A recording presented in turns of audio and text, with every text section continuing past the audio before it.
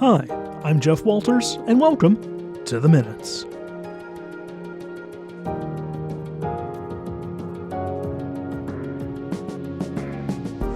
And thanks for listening today. It's great to have you along on The Minutes for the week of June the 16th, 2025. This is a City of Thunder Bay podcast. The Minutes takes a look at what happened at Thunder Bay City Council this past week. You can find The Minutes wherever you get your podcasts, including our YouTube channel and our website, thunderbay.ca/The Minutes.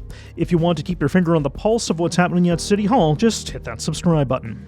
On this episode, I'll have a rundown of what happened at Thunder Bay City Council this week, as well as an interview with Krista Power, the City Clerk and Director of Legislative Services.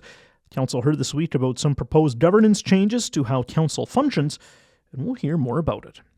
But first, Council starting its meeting on Monday night with a non-business meeting. The meeting, which was open to the public and televised, was on the city's Smart Growth Action Plan.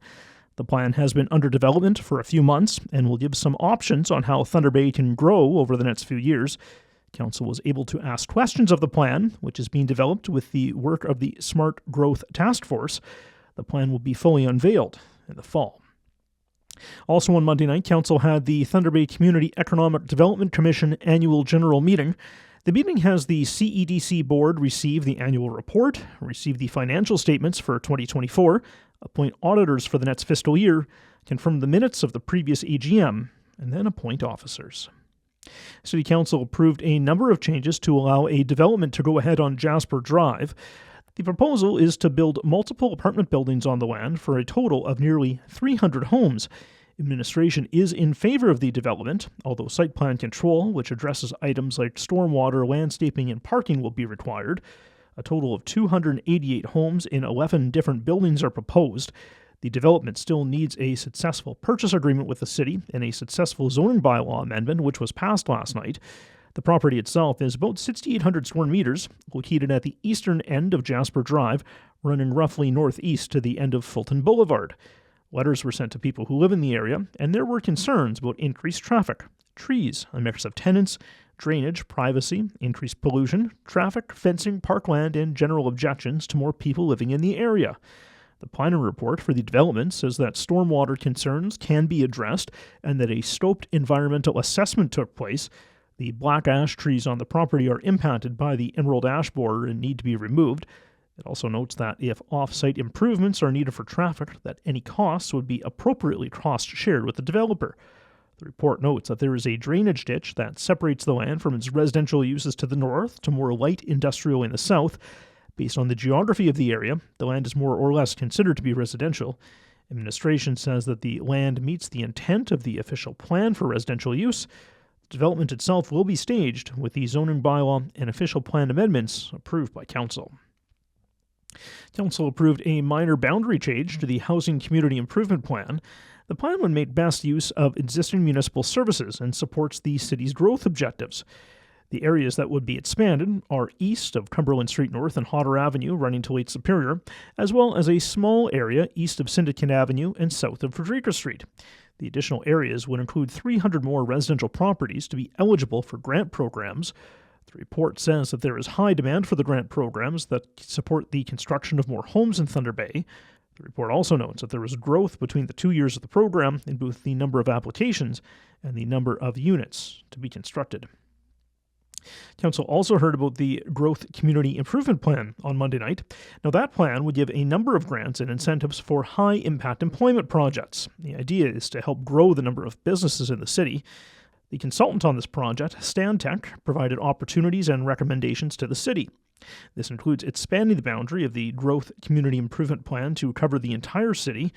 The grants for the program include a brownfield rehabilitation of up to $50,000, an employment growth tax incentive, providing a break on property taxes for over 5 years, a capital contribution grant which would help offset construction costs, a planning and building fees grant of up to $50,000, and a large-scale employment grant for projects that have at least a $500 million value.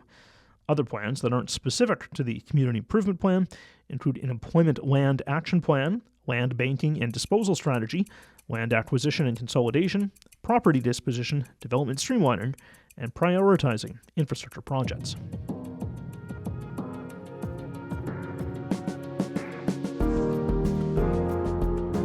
There were a few announcements at Council on Monday night. Councillor Albert Aiello will have a McIntyre Ward meeting on June the 25th. It will start at 7 p.m. at the 55 Plus Centre on River Street. City Manager John Collins spoke about the launch of the One-Stop Development Shop, which will take place on July the 2nd. As well, he noted that the next step in streamlining services in the city is the One-Stop Customer Service Shop, and work on that project will start on September 2nd. The new department will handle all customer service-related items in the city with the exception of development. Deputy Clerk Dana Earle will become the Director of Customer Service and will create and implement that program starting in September. It will take about 18 months to fully implement the new One-Stop Customer Service Shop. As well, it should be noted that Council also established a closed session meeting for next week, June the 23rd. At Committee of the Whole this week, Council approved some adjustments to the Housing Accelerator Fund's affordable rental housing program. The changes come after getting feedback from non-profit groups and the Mayor's Task Force on Building More Homes Advisory Committee. One of the 6 funded projects has already applied for a building permit, while 5 are in the project design phase. As for changes to the program, it will allow for greater flexibility of housing type for affordable housing, using regional renter income percentiles to determine affordability. The other change is to include projects that have a reduction in carbon emissions. Council approved sending in an application for the Community Efficiency Financing Program to the Federation of Canadian Municipalities. The $1.2 million application would advance the Home Energy Improvement Loan Program. The program would give homeowners loans for energy upgrades through partnerships with local financial institutions. The program would be implemented through the Climate Action Specialist, costing just over $200,000 in staff time. Buildings account for the largest amount of greenhouse gas emissions in Thunder Bay, making up about 20% of total emissions. A council resolution was needed to prepare and apply for the funding. The report says that the city's net zero strategy has the home retrofit program, of which this funding would be used toward as the cornerstone of its plan. About 77% of the city's housing stock was built before 1980. That means that most homes are not that energy efficient. The program would help pay for insulation upgrades, improved heating systems, and solar installations. Council approved 2 extension of draft plans for Subdivision this week. One is called Lacewood South, and the project was first proposed in June of 2018 for 24 lots. The current owner bought the land in 2023 and is working on the project, including a minor redesign of the lot layout. Administration recommended a 2-year extension, as several conditions for the subdivision have completed or are underway. The subdivision includes 2 new streets, a stormwater management block, and a park block. As well, a second subdivision in the same area on 15th Side Road was also given an extension. That subdivision was initially applied for in 2016 for 9 new lots. The developer for this subdivision is moving ahead with completing conditions for the development. There have been delays in some studies that are required. The extension granted is for 2 years. Council approved the 3rd phase of the Asset Management Plan this week. The plan was presented to Council in early June as a first report. Overall, the city has a total infrastructure deficit of just over $30 million per year. The overall condition of city assets is fair, with about 22% of assets at or near the end of their useful life. The exception is the drinking water system, which is listed as being in good condition and is 100% funded. The goal of the Asset Management Plan is to provide sustainable services and provides a reference for construction, maintenance, rehabilitation, disposal, and replacement of the city's assets based on sound principles and practices. The plan is used for all tangible items with a value of more than $10,000 and a pooled value of $50,000 or greater.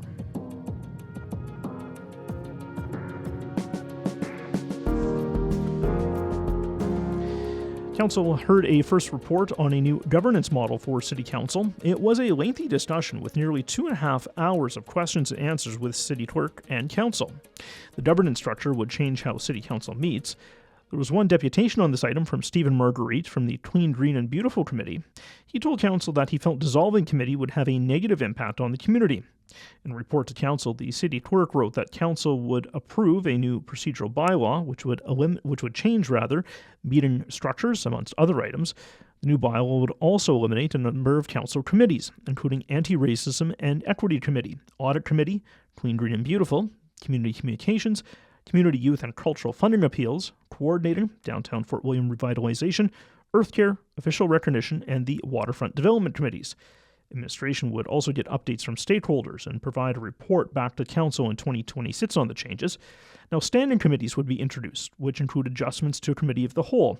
They would take place, dissolving all non-legislated advisory committees of Council, which were just mentioned, with the exception of 3. The goal is to have more streamlined decision-making, modernize public engagement, and better align Council with support from administration. Other changes include scheduling changes by moving Council to Tuesday and starting committee meetings at 4:30 p.m. The City Council would start at 6:30 p.m. If there are staff committee meetings, the first meeting would run from 4:30 till 7, the second from 7 till 9:30. The new standing committees would be Finance and Administration, Quality of Life, and Growth. Each committee would have 4 councillors plus the mayor. The committees would increase council efficiency. The Committee of the Whole, though, would remain for the budget, closed session, and for other large items that would span multiple committees, like the indoor turf facility or a large capital project. There would also be a new agenda structure, including enhanced announcements, the national anthem and a land acknowledgement, consent agenda, items coming from closed session, and the addition of a public meeting for planning items. The creation of a consent agenda is for items that are all voted on at once and are generally of a housekeeping nature or for reports of information. Any of the items could be extracted and voted on separately. As well, recorded votes would also become the norm at Council, as votes are currently only recorded upon request. Speaking time limits would also be created, as the report notes that Thunder Bay is an anomaly in having a limit on the number of rounds per questions, but not a time for speaking. The responses from administration would also be included in the time limit, making responses more efficient.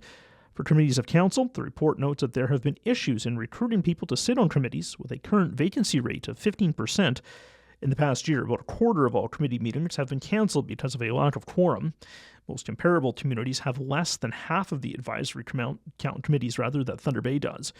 The committees that would remain include the Accessibility Advisory Committee, City of Thunder Bay Appeals Tribunal, Committee of Adjustment, Community Safety and Wellbeing Committee, the Heritage Advisory Committee, and LIFT Plus Specialized Transit Eligibility Appeal Panel.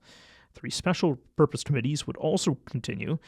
The report notes that there were surveys completed on these changes with less than 100 responses. The responses were generally in favor of the changes and noted a change to the advisory committees would also be beneficial. If you want to learn specifics about the changes, you can visit thunderbay.ca/council. We'll hear more on this when Krista Power, the City Clerk and Director of Legislative Services, joins me here in a few minutes. And finally, Council did not approve the tax ratios for this year as suggested by administration. The Municipal Act says Council has to set the tax policy, tax rates, and tax due dates in preparation for the tax year. There was an amendment put onto the floor to change from Option 1, recommended by administration, to Option 3, but that lost on a tie vote. City Manager John Collins said there was no alternative recommendation from administration or more concrete information to provide to Council. He noted that this issue could be re-voted on at Council when all 13 members are present, as the decisions lost on a tie. It was noted that there may have to be a due date change for tax bills, as a delay from Council could cause a change as to when the final tax bills are issued. So the issue will come back to Council on June the 23rd to be re-voted on from all members present, as Council voted to defer the motion and will re-vote on the issue next week. Originally, administration recommended reducing the commercial tax ratio by 0.01, reducing the large industrial ratio by 0.12, and reducing the multi-residential ratio by 0.01. How it works is that the residential ratio is always 1, and all of the other tax classes are based off of that starting figure. The ratios show how much of the overall tax burden is paid for by that property class. As presented, the tax ratio changes mean that a residential home would see an increase of $66.58 per $100,000 of assessment, or 3.71%. Of that total amount, $63 is to support the increase in the city budget. The remainder is because of changing tax ratios. The city has a long-term tax strategy, of which the commercial class will now be at the provincially recommended ratio, while the large industrial class will be gradually phased out. The province has created target ratios for each property class, and tax increases cannot be distributed evenly if the city's ratios are not in line with the provincial targets. Overall, assessment growth in Thunder Bay was 0.72%, while most of that growth was in the residential category, followed by commercial and new multi-residential. There was assessment loss from properties that moved from the industrial to the commercial class, as well as the creation of a new aggregate extraction class, which includes the industrial components of aggregate extraction. Assessment growth, though, has brought in about $1.7 million in new revenue for 2025, which will go to the Assessment Growth Reserve Fund. And that's a wrap as to what happened at Council this week. For more information on anything that happens at Council, please visit our website, thunderbay.ca/council.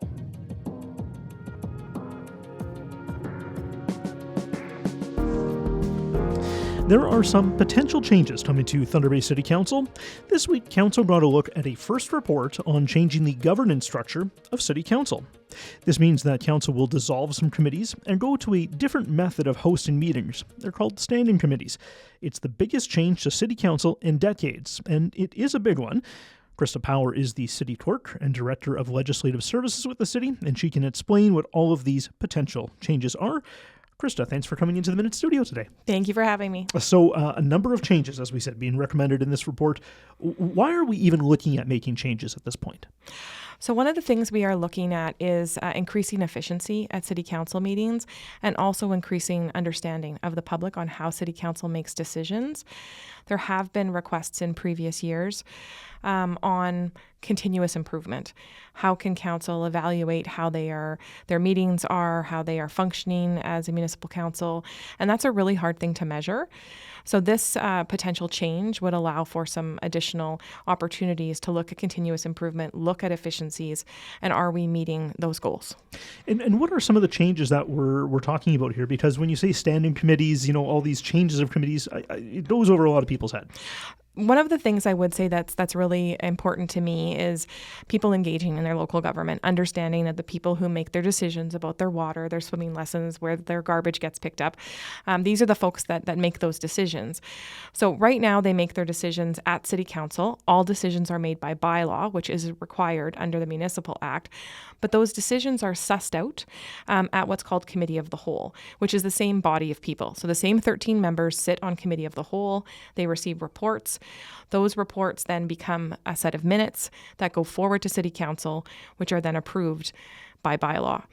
So that's how they make decisions at City Council, from Committee of the Whole as the authorizing body to City Council.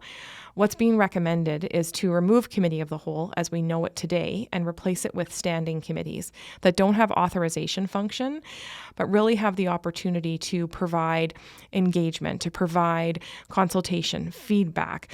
What did we get right in this report? Where are the gaps? What do we need to do further to inform the final report that comes to City Council for decision?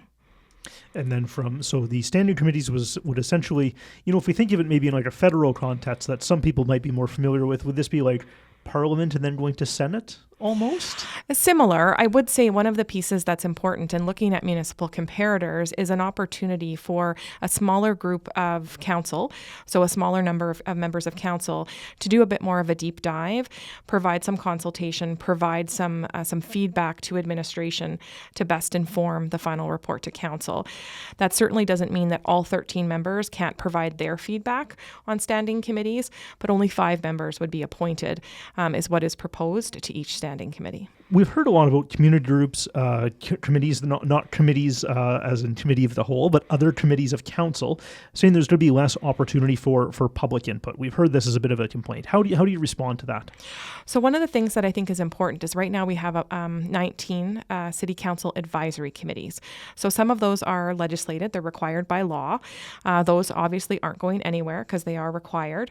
But we also have additional committees that have been serving incredible purposes over the years, but we have heard some concerns from members of committees themselves and also members of the public that there's potentially a barrier to that opportunity to engage. Do folks have the time to sit at a meeting once a month to talk about matters relating to, climate adaptation, earth care, sustainability, all of those sorts of things? Would they better be able to engage in a survey, a focus group, a rally, an opportunity for an event? So one of the things that we have suggested is, and the word dissolution is hard for us, is dissolving committees, but that doesn't in any way erase the work or cancel the work that they're doing. It's simply doing the work in a different way. An example I gave last night was that we have the Clean, Green and Beautiful Advisory Committee. They have a budget, they have policy, they've done tremendously good work. But could that work be done by a task team or a working group that isn't a city council advisory committee? So therefore, that requirements for quorum, which is a certain number of people to be at the meeting, for all decisions to be made by resolution, some of those barriers would be removed, and there'd be opportunity for people to engage in that committee in a bit more of a free-flowing way. How did you come up with this governance model? I'm assuming that this isn't something that you just kind of came up with on the spot. No, this is not a Krista Power creation. The 444 municipalities in Ontario, we provided a scan analysis that was provided to Council in October of 2024 when we started along this work to show them what of our municipal comparators use committee of the whole and how many use standing committees. So we've done that research. We've done the scan analysis of our counterparts. I've spent a lot of time talking to clerks about how they manage their agendas, their management of meetings, efficiency of either standing committee or committee of the whole, and then how the public receives that information and the transparency that's available to the public to, again, understand what decisions their municipal council is making. And standing committees, as you said, they're a thing. Like this is something that's used commonly across Ontario and right across Canada, I guess. Yes. Like the City of Toronto uses standing committees, for example. Again, a much bigger city and not in part of our comparator analysis, but they use standing committees and many of our counterparts as well. There was a lot of chatter about this at Council last night. You were there for quite a while on the hot seat. What were some of the things that Council was interested in last night? One of the things I think that Council is most concerned about is the dissolution of committees. And had that word not need to be required in our recommendation, because we do need clear direction to dissolve committees, I think that that's something that we would want to focus on, and we did last night in the discussion about what the committee could be doing moving forward. So in no way are we seeking to exclude folks who are interested in being a part of community programs, services, opportunities for engagement, but is there a way to do it differently? An example I gave last night was the Public Art Committee, a wonderful committee, but it is not a committee of council. They review submissions on public art installations and do that with administration. So is there a way that Clean, Green and Beautiful could follow that model, and then those barriers and restrictions of a city council committee as required, because all city council advisory committees, members are appointed by council, subject to the code of conduct, have to have quorum, pass motions by resolution, all of those things would be removed. So is there an opportunity for engagement that maybe meets people where they're at and doesn't hold those barriers? This was a first report that came to Council last night. If we, next week we're going to ratification. If this all goes forward, when do we expect to see some changes taking place? So there's still two more steps. So the first step is the report coming back on June 23rd. Following that, there would be the presentation of a bylaw. So if approved on June 23rd, then we would bring them the procedural bylaw. If that is approved, then we would start in September of 2025. What you would see is a move to Tuesdays, which is one of the biggest changes, from Monday to Tuesday. And it would either be a city council meeting, or the following Tuesday would be a standing committee meeting. So one week you'd see all 13 members of council. The following week you'd see 5 members of council meeting on the standing committee for growth, finance and administration, or quality of life, and then dealing with matters specific to those subject areas. I guess we'll see what happens in the next couple of weeks then. Yes, thank you. And can you imagine council on Tuesday? It's a different day. And I would say part of the reason for Tuesdays is avoiding the holiday Mondays, which gives us a bit more time to manage meetings. Okay, well, there's going to be some people that will have to adjust their schedules if this happens, Krista. That is true. Thanks for coming in today. Thank you. That is Krista Power. She is the City Clerk and Director of Legislative Services in Thunder Bay. She joined me today in the Minutes studio. And a big thanks for listening to the Minutes this week. Of course, if you want more information about City Council, agendas, or minutes, visit thunderbay.ca/council. If you want to listen to past episodes, check out our website, thunderbay.ca/the-minutes. You can also find the Minutes wherever you get your podcasts, plus you can find us on YouTube and on our website as well. If you want to keep your finger on the pulse of what's happening at City Hall, hit that subscribe button. I'm Jeff Walters. Thanks for listening this week. We'll chat again next week. Make it a great day.